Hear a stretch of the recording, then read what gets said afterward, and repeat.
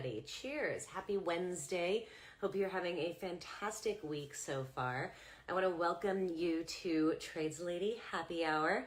I am your host, Bogey, for those of you who are new here.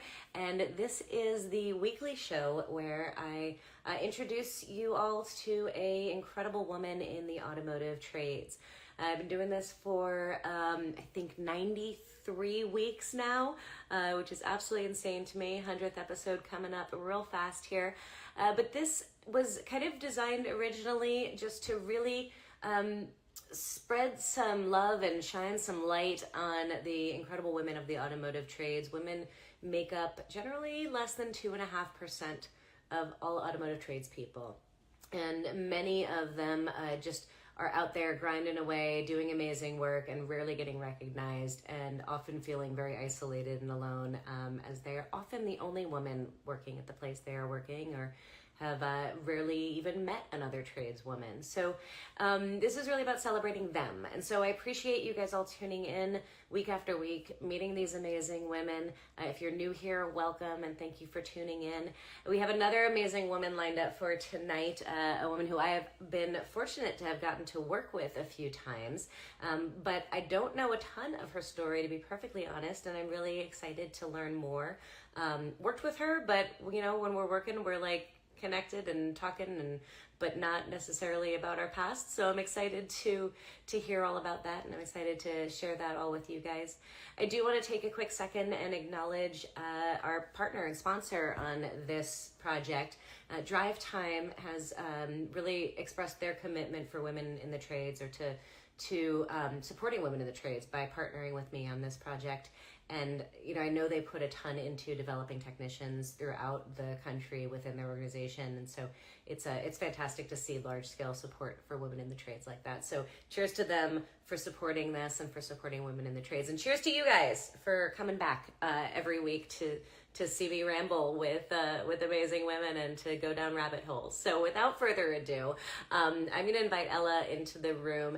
Ella is a automotive technician. She's also starting her own detail company. She's sassy and fun and smart and talented. I think you guys are going to really enjoy getting to talk to her. If you have questions, please put them down in that question mark thing at the bottom of your screen. If you put it in the comments, I will likely not see it because they tend to go by pretty quickly, and I tend to be pretty involved in talking to our guest. So I'm going to bring her in. Make sure that you stay tuned through to the end. I'm sure she's going to have a lot of wonderful things to offer and share with you guys. So bear with me one moment. I'm going to send her an invite. Miss Ella, if you are watching, if you're here, I just sent you an invite. So hopefully, if technology gods oblige, she will be joining us very shortly. Dun, dun, dun. Pressure's on. Where are you, Ella? Oh, hold on. I'm holding. I see red. There we go. Hi.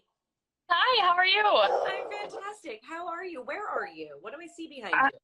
Well, I am in, it's a truck grill. Of course It's going to become a neon sign. I just haven't got to that part yet. So it's going to what? I'm going to make it into a neon sign for my shop. Yes. Yeah. I love it. I love it. That's awesome. So it's really good to see you. I feel like it's been ages, but we saw each other just a few weeks ago, didn't we? Yeah, it was 2 weeks ago, but I've had a lot happen since then. So. Oh, I'm excited. Oh, do you want to tell now, or should we wait for that later? We can wait for that later. That's okay. Yeah, I'm so excited though. Okay. All right. So introduce yourself really quickly to everybody who's watching. I gave a quick little synopsis, but tell the fine folks at home who you are and what you do. Well, my name is Ella. I have been in the automotive industry for almost 10 years now. I started when I was 14. I bought a 1981 Chevy truck, which is what this girl is from. Shocking. And everybody was like, girls don't drive trucks, they don't do this. And I was like, watch me. And then I ended up going to our school's tech center for the automotive program, and I loved it. And then I worked for GM for a couple years as a technician, had a lot of fun there. And then I moved to a independent shop as a service advisor. And then I took a year off because I didn't know what to do with my life. Everybody has those moments. I still And have now those moments. yeah. You gotta change your mind a couple times and make it spicy. Absolutely. Uh, yeah, and then I actually just opened my own detail shop literally last week. I am running it out of my house right now, so Nothing it's wrong a with little, yeah, kind of in the chaotic stage of things yet, but we're getting there. That's all right. Hey, I'm kudos to you for taking the leap. I know you were talking about it when you were out in Phoenix, and I'm excited to hear more about it. But we have to like go back in time first a little bit because you glossed over a lot of stuff there. Yeah. So we're gonna dig in a little bit if that's okay with you. Yeah, that's fine. Back when you got the truck, when you were what? Would you say 14? Yeah. Okay, first of all, what were you doing buying a truck at 14? Like, I didn't know that was a thing. I don't know. My uncle had it parked behind his barn, and he said I could have it for $50. And I was like, sold. Oh my Most goodness. expensive $50 I've ever spent in my life. That's kind of amazing. Did he Yeah. know that you had an interest in vehicles and trucks? Like, where did that offer come from? Well, we had kind of talked about it. My dad had a Ram Charger when I was growing up, and I liked it, but I've always kind of been a Chevy girl. And so he had an old square body that was going to go to the junkyard, and he was like, hey, do you want this? I'll help you fix it. Oh, that's awesome. So, yeah, it was at his house for a long time, and he kind of helped teach me some things in the beginning. Very cool. So did he kind of initiate the teaching you, or were you seeking that out when you bought it from him for $50? Uh, How did that well, interest start? it was kind of both. When he had offered me to have this truck, he's like, well, it doesn't really run. It's got a rust hole in the bed the size of my arm. So it needs a lot of work. Otherwise, it's going to the junkyard. And I'm like, okay, well, I'm willing to put in the work. I, at that time, did not have a lot of money at all. Obviously, I was 14. 14. I Cut yourself had a some job. slack. I had a job. I live in West Michigan, so I got a job as soon as I was 14 and bought that truck, and yeah. Okay. So you were like right off the bat down for Yep, this. I was ready to go. Kind of took me a minute to get into it, but Interesting. First of all, you're a firecracker of a 14-year-old that you're like, yeah, I'm gonna do this. I was bumping. Everything about this story is amazing. I freaking love it. For anybody that knew me when I was 14, I'm sorry. I don't know. It's one of those things where, okay, so a friend of mine has a young daughter, and you know she's independent and fierce and strong. And my friend is constantly like, I always wanted to raise a strong daughter. I just didn't want her to be strong and independent while she was still in the house with me. Yeah. It's an interesting thing, but I feel like you would have been so you dive into this thing head first. Was the passion wasn't there right off the bat though? It was more like of a functional thing, it sounds like, versus It kind of started out that way. I was like, okay, this is what is doable for my first car. And then it turned into, oh my gosh, I love this. Pretty quickly. what was it that like grabbed your interest and made you love it? This is gonna sound cheesy, but they let me play with power tools. And I was like, sold. I mean, I think that sounds fair. Yeah. I'm pretty sure that the tools are really what I'm in this for. All the cool tools we get to work with. So you're 14 years old, you're getting to play with power tools. What are some of the things that you do on this truck with your uncle? Well, I believe the first thing that we started on as soon as we got it pulled into the garage, is we started cutting off the rocker panels, to replace those. And that was when he handed me a grinder and said, go at it. And, yeah, so that was kind of like step number one. And then it was just tear down. Lots and lots and lots of tear down. And I guess that kind of is the easy part, but it was also the fun part, because I was learning about what things were called and where they go and why we need them. And he let me ask all of the stupid questions. And he didn't look at me dumb, or he was just very patient and going through everything with me. That's awesome. And yeah, and then we got to pull the engine out. That was like job number two. And then I got to go through that and learn all that, and that was super fun. I love it. Kudos to your uncle for not only being open to that, but initiating it in so many ways and creating that space for you. Is that kind of normal in your family? Is this like openness to, it doesn't matter whether you're male or female, if you're interested, we're game? Like, where did that come from? I don't know. So my family is very conservative. We all grew up that way. Women do this, the men do this, and there's like rules that you don't mix the two. And I can't say that my parents were completely against it. They were just like, you probably shouldn't do that for a job. My uncle was like, whatever, go at it, you can do it. Okay, so uncle was a little bit. It was nice to have the support. Okay. Yeah, he was an outlier. Okay. He was okay with it. Did your parents have like issue with him inviting you in to do this? Like, was it like, were they upset with him? No, not at all. They were just glad they didn't have to do it. And I guess in their minds, it was the cheapest way for me to get my first car. And that was not how that turned out, but yeah, it always sounds like it's going to be inexpensive when you buy a car for $50. Generally, the cheaper the car is, the more it's going to cost you in the long run. Yeah, I think we're at like 15K yet right now. So, which is not horrible, but not $50. Definitely not. Have your parents come around to this being your career choice? I haven't talked to my dad in a couple years, so I'm not really sure how he's feeling about it. My mom has definitely come around, and she's definitely, especially since my sister has started in the industry, been very supportive of us in that department. So it's been nice to watch them come around that way. Awesome.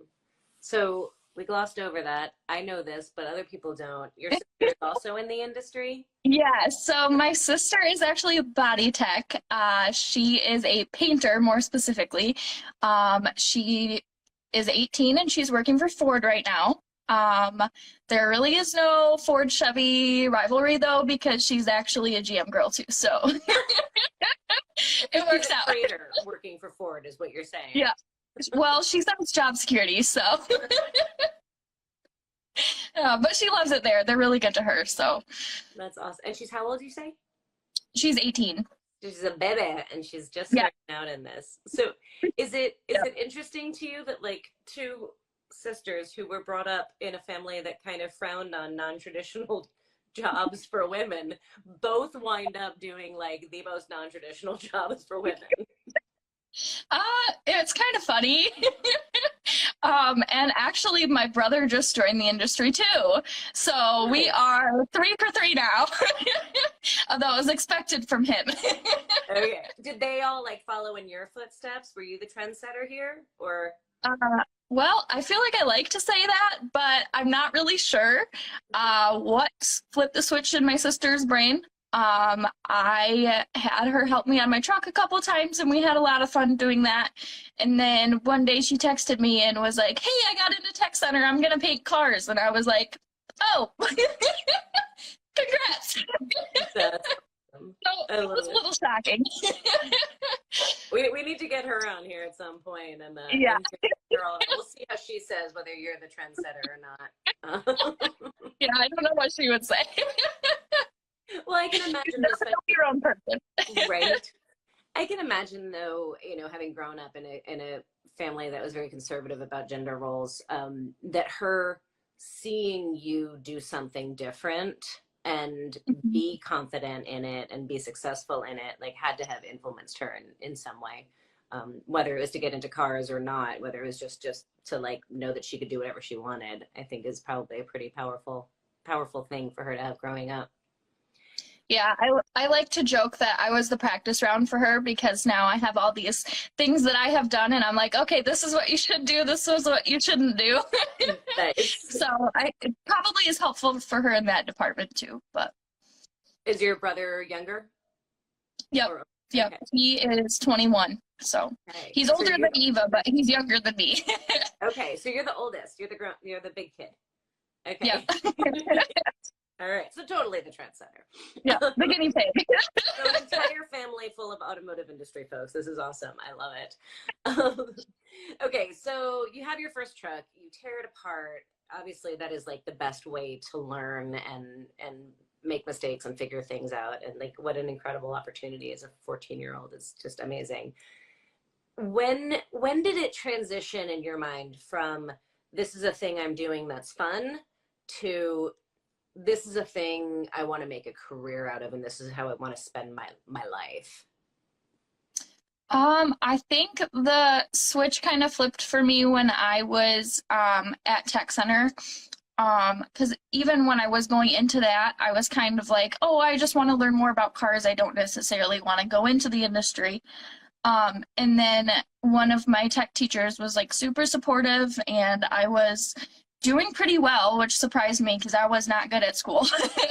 I was doing pretty well, so that saved my GPA. And my tech teacher actually knew one of the owners at the dealership that I eventually got hired at. And he was like, hey, do you think you might want to try this? And I'm like, I'll give it a go. I got no other plans for after high school, so we'll try it. And I wasn't really sure, even going into it, that this was 100% what I wanted to do. But it ended up working out. I love that. It's so interesting to me how often I hear this theme amongst women in the trades, particularly this like willingness to just say yes to whatever crazy adventure like comes around. Like, sure, I'll try that. Like, why not? Let's do that. Let's see what happens. I love it. So, tech center, you called it? Yeah, What is that? so it basically is like a vocational school, but you go while you're in high school. So Okay. I would go to my normal classes for the first half of the day, and then I would leave and go to Tech Center for the last 3 hours, I think it was. Yeah. So it was in the beginning a nice way to get out of school, but they have all sorts of programs. They don't just have automotive. They have diesel programs, they have body programs, like I told you my sister did.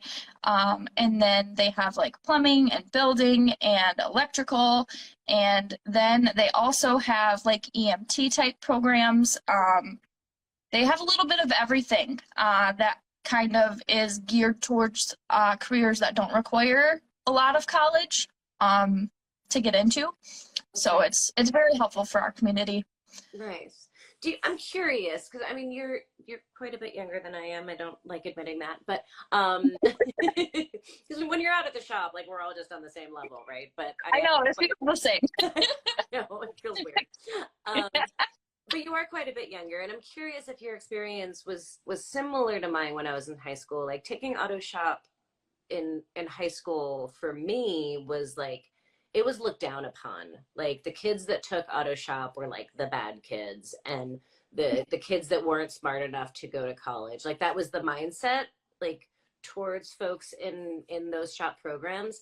Is is that similar to what you experienced, or was there more value placed upon those classes for you? It kind of depended a little bit who you talked to. All of my teachers were like, you're throwing your life away, you need to go to college. My school counselor she actually laughed at me when I had her sign my permission slip, and told me to go for cosmetology instead. Not not my forte. And I laughed at her because I was like, really? That's what you think of when you look at me? Like, Wow. thanks. So that was very frustrating. But I think after she finally did sign that paper and I got in, I kind of felt more like, okay, maybe I do belong here. Maybe this is a thing I can do. So there's definitely people on both sides. Yeah.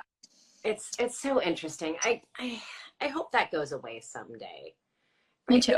Because you got both sides of it, and that's Mhm. exactly what I experienced coming up, right? Like one side was you're a girl, you shouldn't be doing this, and then the other side was Mhm. like you're throwing your life away.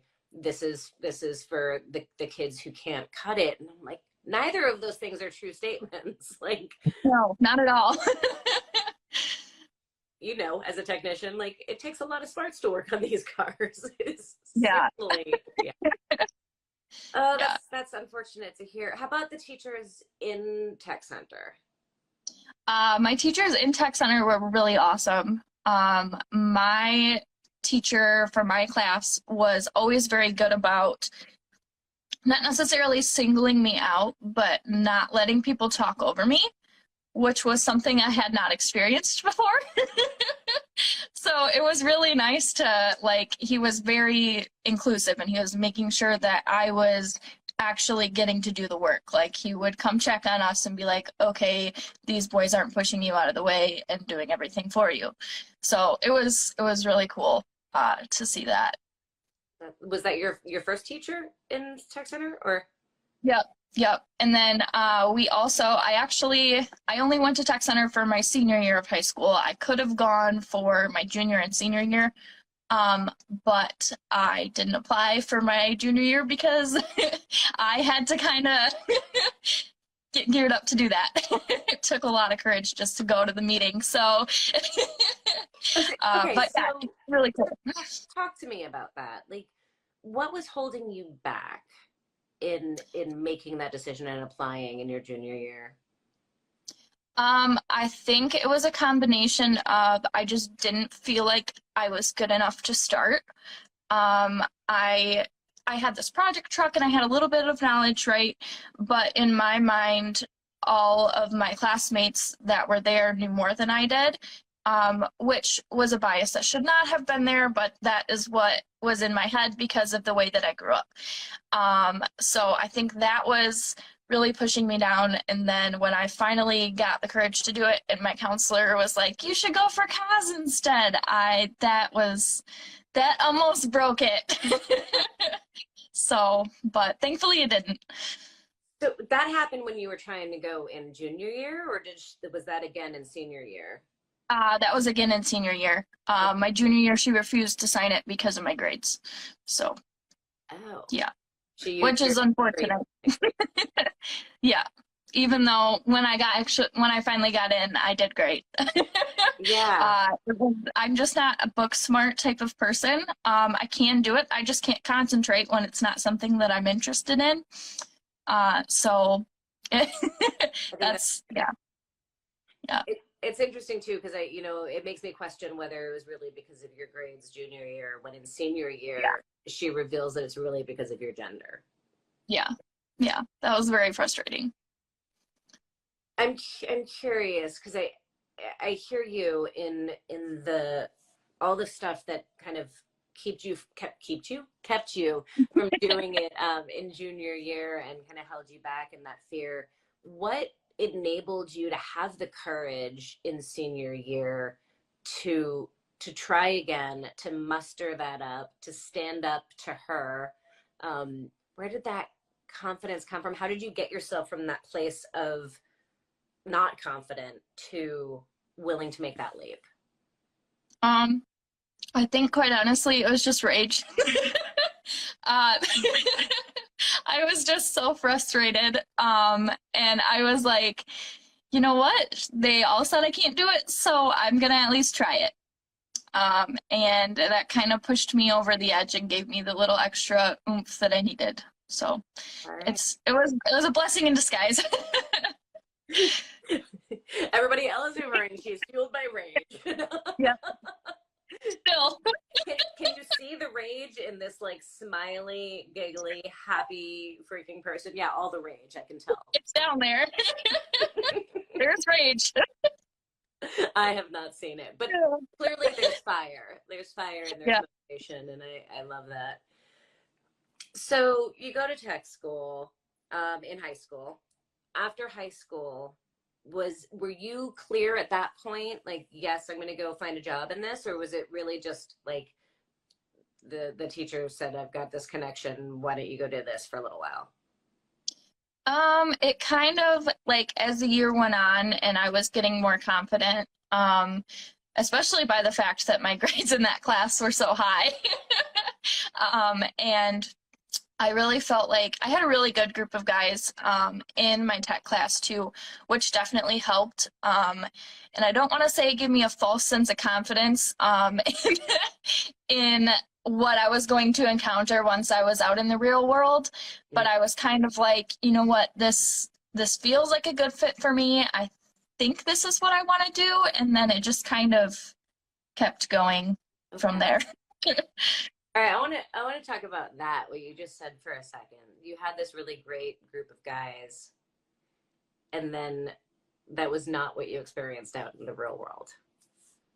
Well, there's definitely good and bad men that I worked with. I remember the first when I walked into that interview that I finally got. The first guy that the owner walked me around to talk to laughed in my face, and then he said, "You realize this is a man's world and you don't belong here, right?" And turned right back around. Wouldn't even talk to me. He was supposed to be teaching me. He quit a couple weeks later, which was nice because I didn't have to deal with him anymore. And then, yeah, I had a lot of really good guys at that shop, but there was just a couple that really, really didn't want me there. One of the ones that did want me there, I ended up marrying, so that worked out good. And that was the guy who was teaching me after the jerk left. So fantastic. Everything happens for a reason. It really does. It really does. But so you hadn't really encountered that kind of negativity in your high school program at all. Not that bluntly. I was just so taken aback. I had no idea what to say. The owner didn't even know what to say. He just was like, "Okay, next," and like kept walking. And that should have been a red flag for me right there.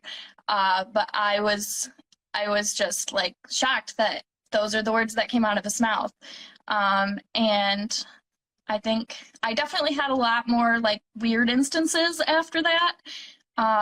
But that one is definitely the one that sticks out the most to me, just because of the absurdity of it and like how blunt he was. Like there was no fear there, no shame in saying it, and that was super frustrating. It's still frustrating. Like I'm still mad about it, and it's Absolutely. been a long time. I don't blame you. I had virtually the same words said to me multiple times in shops, and it's still like it gets my blood boiling thinking about it. And you know, the boss's reaction is almost worse in a way to me. Like, Yeah. he didn't do anything about it. He just kind of swept it under the rug. Mm-hmm. Yeah. He was just like, "All right, and Yeah. like we don't know how to recover from that," and he didn't. And it should have been the red flag for me right there that he didn't have the nerve to stand up to him, because later on in my career there, I had more instances where I needed somebody to stand up for me and nobody was. So that was, yeah, that should have been when I turned and walked out the door. But I was like, this place is giving me a chance, so I'm going to give them a chance.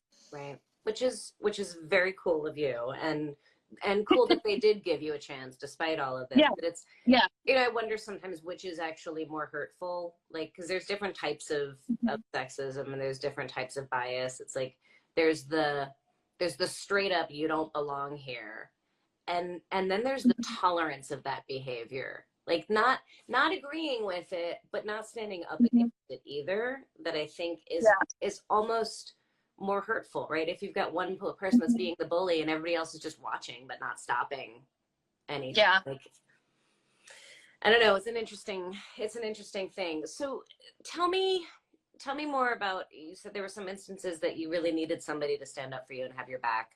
Are you comfortable talking about those other situations? I will be a little vague about them. Okay. But I basically had a couple customers that were not behaving.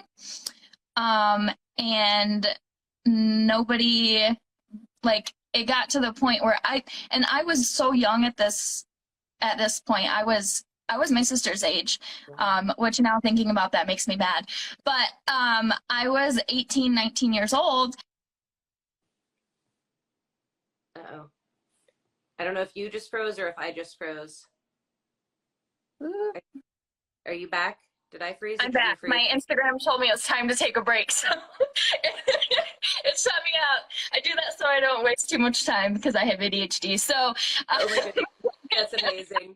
Your video I'm sorry, I forgot to turn it off. That's okay. Totally understandable. I love it. Your video is still frozen though. I don't know. Okay. Hold on one second. Okay. And of course, when videos freeze, it's always when we're like mid-sentence, mid-word. So, yeah. Give me.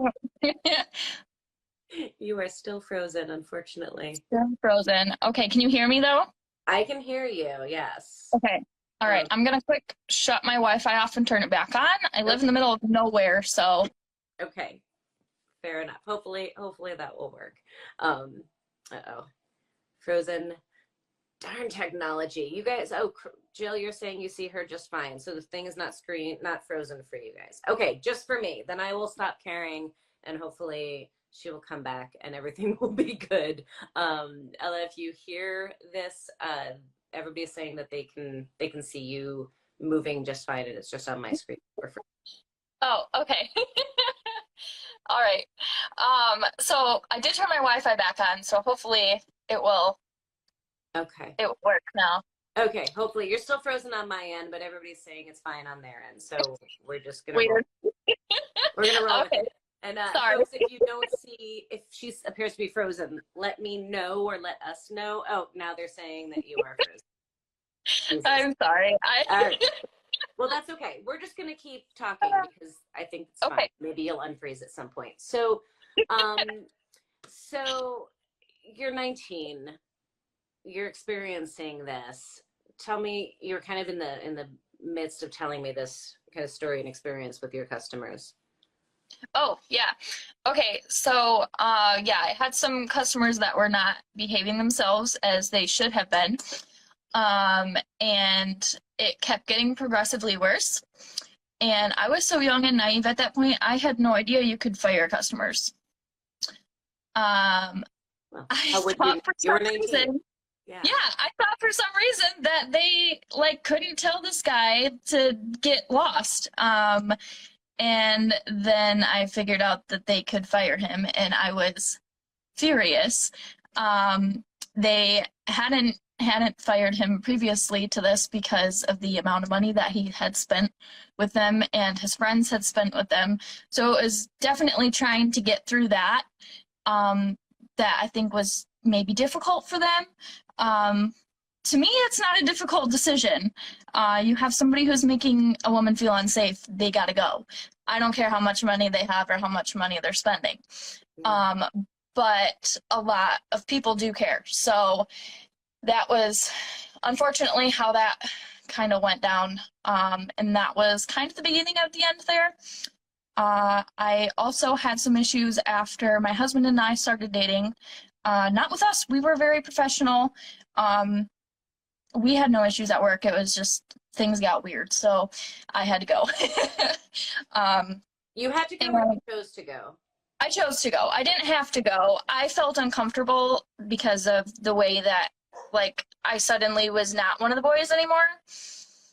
And it was just, things were weird. So I was like, okay, I think my time here is done.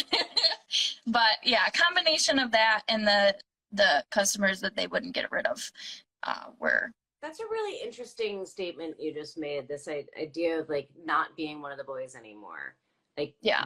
because you started dating somebody. Mm-hmm.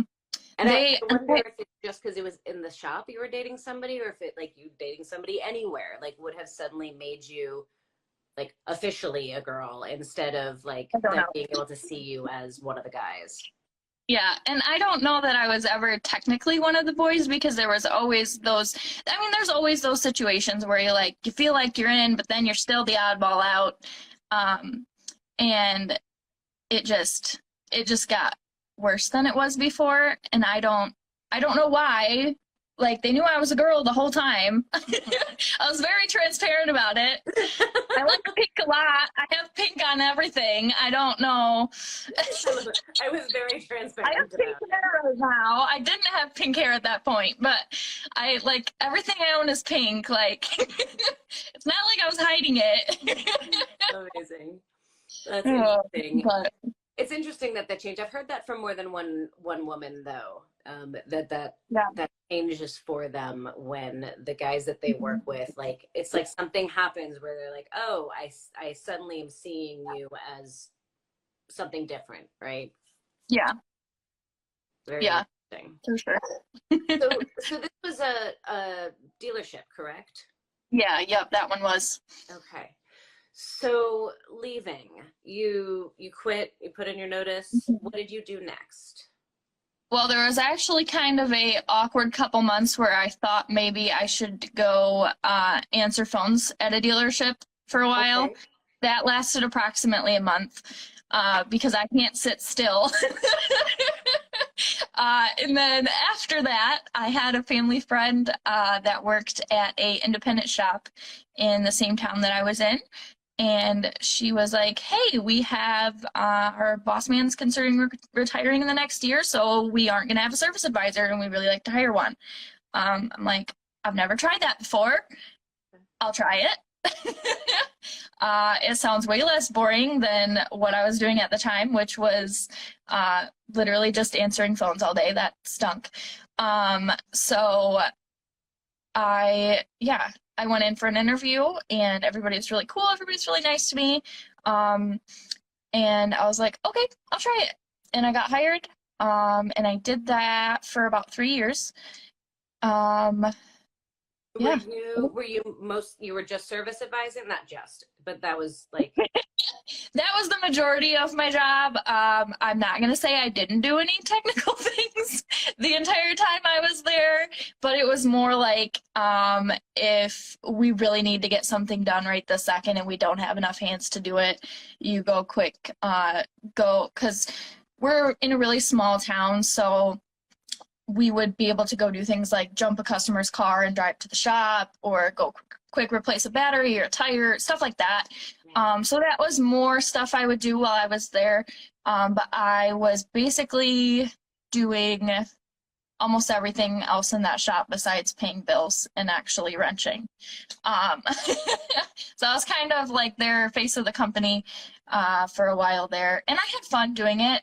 It just really wore me out because I try so hard to be a people person. I just can't deal with people yelling at me. And when people's cars are broken, they get angry. And it's not necessarily at you, it's just at the situation. And I was not very good at separating the two. So that's kind of why I quit doing that. But I did really enjoy it. I loved being able to get to teach the women that came in about their cars, and they wouldn't have to be like, hold on, let me call my husband, you can talk to him. And I'm like, no, sit down, we're going to talk about this. I can explain it to him too, that's not a problem, but you're here right now, so I want to show you what's going on with your car. So I definitely really enjoyed at least that part of the job, being able to get to empower more women that they probably wouldn't have been able to ask those questions if there had been an older man at the desk like there was before. So yeah, or even willing to ask those questions, right? Like yeah. even thinking that they could. Yeah. Mm-hmm. Yeah. And I definitely had to do some prodding sometimes. Like I had to be like, okay, well, how about here? We'll go out here and I'll show you what your brake pads look like, or I'll show you what this looked like, or why we have to replace this. So. And you were how old at this point? I mean, you had to be no more than early 20s, right? I was 20 when I started there. I mean, And I that's a lot. definitely, yeah, it was a lot. Yeah, it was it was a lot to take on, and I definitely had a lot of people not only looking at me like, "Oh my gosh, you're a girl." I also have always looked pretty young, and a lot of them didn't think that I had graduated high school yet, and I'm like. So they would walk right in and they'd be like, "Can I talk to one of the men?" or "Can I talk to the man in charge?" And I had to be like, "Sure." You're talking to her. Yeah, and I was not very subtle about it. I bought a mug that said "Talk to me about cars," and I would just pick it up and hold it. Sometimes when people would ask me that, and I would just sit there and I'm not even like drink my coffee or anything. I would just hold it and kind of look down at it and look back at them. But yeah, they were really good there about directing those people towards me. But sometimes it was just they wouldn't talk to me at all, which was very frustrating.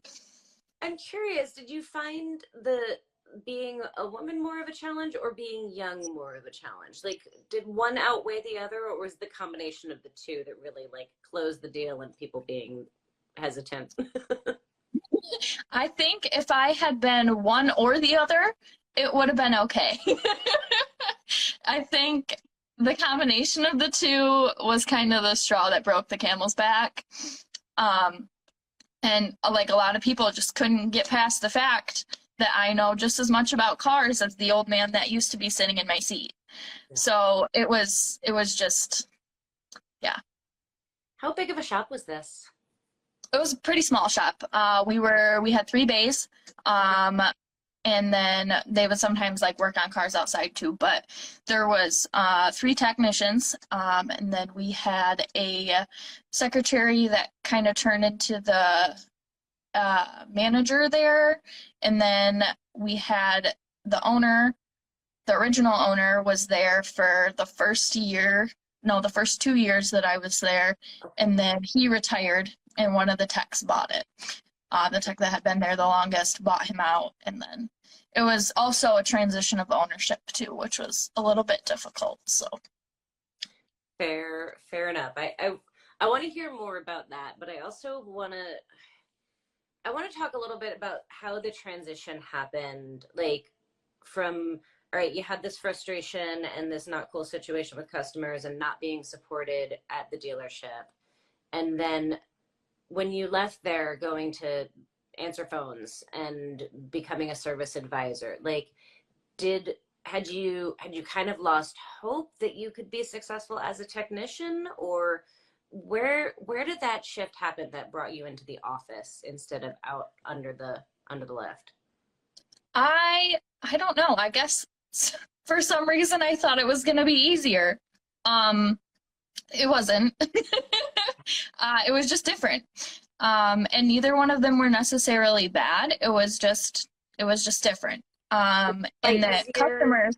By easier, do you mean like dealing with the fact that you're a woman, or do you mean easier as far as the labor and the work goes? I guess the labor was a lot easier. I've always had like health issues related to like my back and my knees and stuff like that because I did sports for growing up for a very long time. And I'm kind of like an old woman. I feel like one.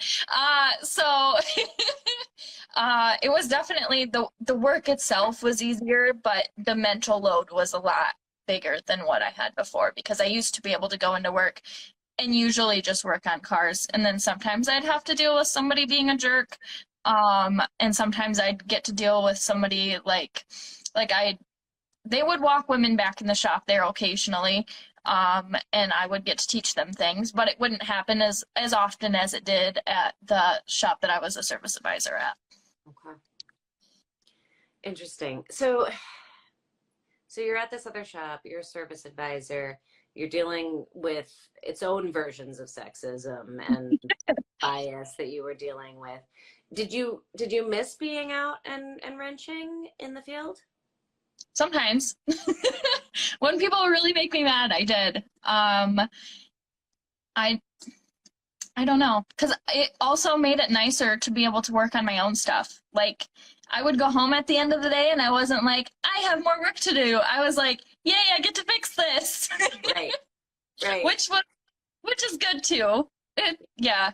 I don't know that I ever missed it either way. It was just different. Okay. So, if that makes sense. It does. It does. So did you stay after the change of ownership? I did, yeah. And our new owner was fantastic. He really, he tried so hard to make all of these changes that needed to be made. And he was doing a really good job at doing that. I think I just realized that that was not the job for me. And I had been waiting to be in the ideal situation to figure out if I could and wanted to continue doing it. Okay.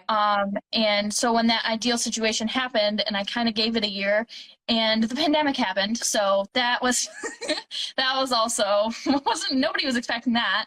Right. But I think they were so good to me during all of that. And I was just like, you know what? I have the best team that I could have. And I still don't feel like this is what I want to do. So I kind of, yeah, I kind of talked about it with my husband, and I was like, I don't know what to do. And he's like, just quit.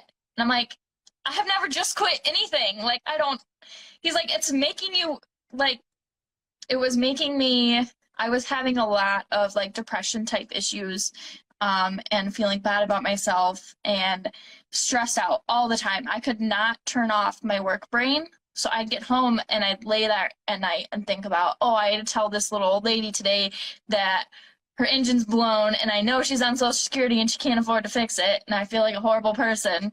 And he's like, you're making yourself miserable. I'm like, yep, you're right. So, and then that was when I needed to take my year off so I could figure out what the heck to do. I think that's fair, and I think that's something that doesn't get talked about a lot. With Yeah. service advisors, the stress. I think it's an interesting thing in the shop, right? The technicians think that the service advisors have it so easy because the technicians are out sweating and turning wrenches, Yeah. and service advisors think the techs have it easy because they don't have to deal with the customers. But Yeah. they're each their own stress. But being a service advisor, and like you said, like having to tell somebody who doesn't have the money that their car is unsafe to drive, that's a lot, especially as such a young age as you were. Like that's a Yeah. lot. Yeah, it was a lot. And I could totally empathize with a lot of them. I mean, I didn't grow up with a lot of money, so I was like, I know that if your car repairs are going to cost more than X amount, you can't eat this week. And it was just, I could not separate myself from my work, which really, yeah, that really broke me. And I would make such positive relationships with a lot of my clients there. And then like something like that would happen and I would just feel so bad. And at the end of the day, it wasn't my shop. Like I was making probably not what I should have, but not enough to be able to take it at home at night. It wasn't worth it to me. And quite frankly, my mental health was worth more than all of that was. I want to take a moment and acknowledge you for that, right? Like cheers to you for saying my mental health is important and this isn't okay. I think that takes a ton of courage in and of itself, and I think far too many of us don't do that. So I applaud you for being as young as you were and knowing this is not okay for me and I need to do something different and to prioritize yourself. Like that's huge. Yeah. It was very difficult when I did it because I kind of felt like, not just that I was giving up, is it kind of felt like I was visibly a woman that had tried very hard and didn't make it. And all I could hear was my dad saying, "You're not going to make it in this industry," when I quit. And so it was a lot of, I had to get over the rage that I felt about that and put myself above that. And it was hard, but it was very worth it. And now I feel like I definitely would not be where I am now if I had not gotten through that. Gosh, there was something really powerful in what you just said. That idea of not wanting to be an example of women who didn't make it and not wanting to prove your dad right. Yeah. How, you know, in these interviews and when we talk, like, we get to gloss over all of the hard parts and the struggle and just like, so it was hard, but then I did it anyway, right? Yeah. How did you get yourself to the place where you were okay with it? Because I think a lot of people struggle with that. Like, I don't want to be that person who ... And yet doing that thing is what's best for us, really, right? Yeah. How did you move past that place of being afraid of, you know, making your dad right, or being afraid of being another woman who ... right? Move yourself past that. I think I just started removing myself from conversations that went that way. Like, my dad and my family members would sometimes like bring up, "Oh, maybe you could have done this. You could have done this different." I'd be like, "You weren't there and you're not me. You don't know that." And I would just kind of like steer the conversation in a different way. It definitely still hurt, but it was easier to not have to argue with them about it. I didn't have to be like it didn't have to be a thing that I argued with them about to try and prove them wrong. It just, yeah. I just had to be okay with saying that I put my mental health first for once, and this is what I'm doing now. So. Good for you. Tell me about your year off. What did you do in your year in between? Well, my year in between, I was actually a shift shopper for a while, which was so fun. A shift shopper. I don't know. So you basically shop groceries for people and deliver them. I'm like, what's a shift shopper? Yeah, Okay. it's really fun. I just got to buy people's groceries and jam out in my car all day, and I still made an okay amount of money. So that was fun. And then actually this past August, we moved 45 minutes away from our hometown. So after we did that, I got a seasonal job at Target for a little bit. Probably shouldn't name drop them because they're very careful about that. So I got a retail job. It's a little late for that, Ollie. You already dropped it. Yeah, my bad. Sorry. But so I just needed something that was like busy work that I didn't have to think about. And I could kind of schedule myself however I wanted. I went from working 40 to 60 hours a week since I was 14 to working 10 to 30 hours a week, which was very weird. But probably very needed as well. It was so needed. It was very, yeah, very good. I have to ask something. It's been a topic that's come up a lot recently, is kind of what the industry, why we're losing people, right? And I think especially women, like around like 3 or 4 years is kind of, maybe 5 years is where we tend to lose people. Like, they'll come in, they work for a while, and then the industry loses them. And they're losing good people. And I think particularly they're losing really good women. Do you think that there's anything, and if so, like what, that different that would have maybe kept you in the industry at that point instead of leaving to go work a retail job or be a shift shopper? Like, that's a big difference. That's a big switch. Yeah. So you were prioritizing your health, but like, was there something that could have been done differently that would have made you want to stay? I don't think I ever should have got to that point of burnout that I did. I really let it go for way too long. I was in the industry probably a year longer than I should have been. But it shouldn't get to that point. Not with our service advisors and not with our women. We shouldn't be letting them, like, a lot of owners don't make it a priority to back up their female techs and their female service advisors. They just kind of, like, somebody walks in and they're like, let me talk to one of the men, and they're like, here I am, instead of, you can talk to her, she knows just as much as I do. I think there needs to be more of that going on. Yeah. And I think being a service advisor was just, there's so much disorganization.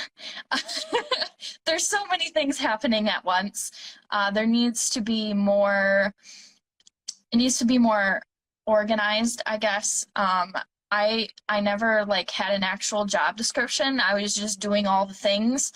And I think had that been like laid out a little better for me, maybe that would have helped. And then just like, customers have horrible manners. I don't know who raised these people, but if they were not so horrible, if I had more good clients than I did horrible ones, it probably would have helped a lot too. Interesting. Interesting. And then in the tech side of things, I think I was kind of, I got an unfair amount of training compared to the men that had been hired at the same time as me. I felt like they got a lot more opportunities than I did. And not for my lack of volunteering at all. They would constantly pick them for the better jobs and them to do this and that. I actually trained a kid and figured out he was making more money than me. That should not happen, ever. And then he got in trouble for telling me how much money he made. 17-year-old kid in high school was making more than me when I was working full time. Yeah. So that that was, I just, like, stuff like that shouldn't happen. Yeah. And I don't know. I'm not saying that technicians should have a union, but sometimes sometimes it would be really nice. Yeah, I don't know 100% what the answer is, but I definitely, like, things need to change. I feel like the industry is really quick to blame everything else, right? Blame that kids Yeah. aren't interested, or it's the economy, or it's this, millennials or Gen Z or whatever, like whatever the excuse is and the story is. And yet, like, there's stuff within the industry that is losing people. Mhm. Like, Yeah. we're pushing people away, both genders, but definitely Mhm. women. Like, you were pushed away from in multiple different ways, and the Yeah. industry lost you for a while. Yeah. I think it's just very chaotic. And a lot of things just need, like, we need more processes for things and more like direct. Like, when I started, there was not really if you do this, then you'll move up this way and then you'll get paid this much. It was just kind of like, well, you get a review in a year and we'll go from there. Yeah. And I was like, and then when I did get training, they would give it to me and be like, oh yeah, it's got to be done next week. 30 hours worth of training, it's got to be done next week. Right. There's just, and I've heard a lot of people have similar experiences to that. However, the shop that my brother just got hired at, they gave him tools to start, which would have been so helpful. Wow. Their shop tools, so like, he doesn't own them obviously, but he didn't have that initial expense going in, and I think that probably would help too. I'm not saying that like the shop has to own all of the tools, but like, when you have somebody who's starting out as a lube tech and they're making less than $20 an hour, Right. why are we expecting them to spend so much money on tools? Amen to that. 100%. I think it's a huge obstacle for young techs coming up. You're making sometimes $16, $17 an hour, and you still need 20 some odd $1,000 worth of tools. Like, Yeah. how does that work? No wonder we're losing people. And then you Yeah. add all these layers of sexism, Mhm. stresses, and lack of organization. And Yeah. I want to assure you that not all shops are as poorly organized or lacking in systems. But you're right. It's kind of the minority of shops that are really Mhm. well systematized, Yeah. and it's definitely a big problem. Mhm. I think there's a ton of value in what you've just said for everybody who's been listening and paying attention. Any shop owners out there, any folks working at shops, like hear what she's saying. I think this is really important to hear. Like the people who we lose, how did we Mhm. lose them, and how can we get them back? Um, Yeah. I just realized that it is like our hour is up already. If you are okay with it, I'd like to go a little bit longer because That's okay. I want to come around full circle and hear Yeah. how the industry is getting you back now. Yes. So I opened my detail business last week. That was kind of another thing that I found via some soul searching. I just was like, what do I enjoy doing about cars? And I was like, well, I like old cars. There's not very much market for that in the place that I'm in. Right. So that was kind of out.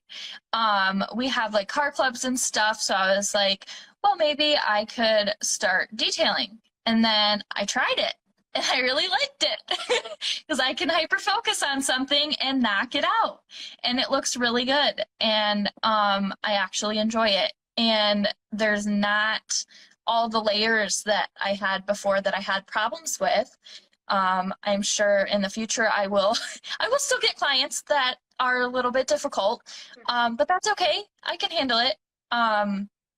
It's just now I am getting, instead of having to call someone and say, hey, your car doesn't run anymore, I can call them and be like, hey, your car looks brand new again. I'm so excited for you to see it. Like, it's it's like the total opposite end of the spectrum. And I think that that was what my heart needed. That's amen to that. Like it's being every day working in a field where you are constantly giving people bad news. Hmm. It wears on you. It Yeah. 100% does. Um, so yeah, we're losing technicians to other parts of the industry too. My goodness. Yeah. Talented, smart, amazing Yeah. woman right here. But I'm proud of you, and I'm proud of you for finding the space that did make your heart happy and your willingness to go and create your own business doing it, right? Because now dealing with those customers isn't as bad anyway, even when you get the bad Hmm. ones, because you're the boss Yeah.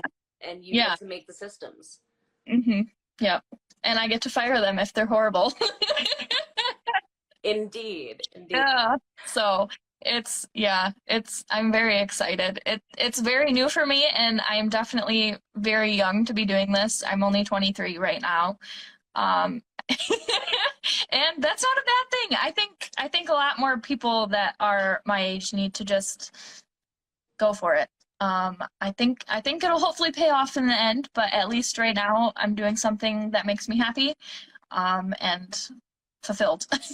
With your fire and your determination and your ability to listen to yourself, and kind of reflect, I have no doubt that you will be successful in whatever you commit to. And if this ends up being that thing that is the thing for you, like I have no doubt it'll be successful. So I have faith in that. And I'm so Thank you. excited for you. I'm so excited for you. So, are you creating a new social media account for your new business, or is following you in general on Instagram the best way to keep up with your adventures? So I actually just created it. I don't have any pictures on there yet except for my logo. I'm working on it. But my new business name is Automobella. And I have a Facebook page you can like, and I do have an Instagram page as well. So Awesome. All I right, am everybody go give her some love and support. She's starting her new business 1 week ago. So go check her out. I'll make sure I put a link in the description when I post this up. I have to thank you so much for joining me and spending this hour with me and sharing your story. You are so wise beyond your years, and hopefully folks stayed with us through the end on this, because I think you brought a ton of inspiration, a ton of knowledge, and a ton of really just important observations and experiences for people to hear. So thank you for sharing all of that with all of us. So thank you. Absolutely. Thank you Excuse for me. creating the space, though, too. That I feel like what we're doing here today, hopefully somebody will hear it and it will make a difference for them too. So, I hope so. I hope so. That's the goal, right? yes, always. So I thank you for sharing your story, but I also thank everybody who tuned in for coming and tuning in, for supporting this, for supporting the women who come on Trades Lady Happy Hour, for hearing their stories, for taking time out of your day to hear those stories. Make sure you go give them some love and support. This happy hour, just like all past ones, live on my IGTV tab. You can go check them out whenever you'd like. If you need a little dose of inspiration, go check out some of the amazing women who've been guests over the past year and a half. And I do want to do a quick thank you to our sponsor and partner, Drive Time, for helping make this happen and help it keep going. So a big thank you to them. And come back next week to meet another incredible tradeswoman. And until then, thank you all. Be good to yourselves. Be good to one another. I'll see you next week. Bye, Ella. Thank you. Bye.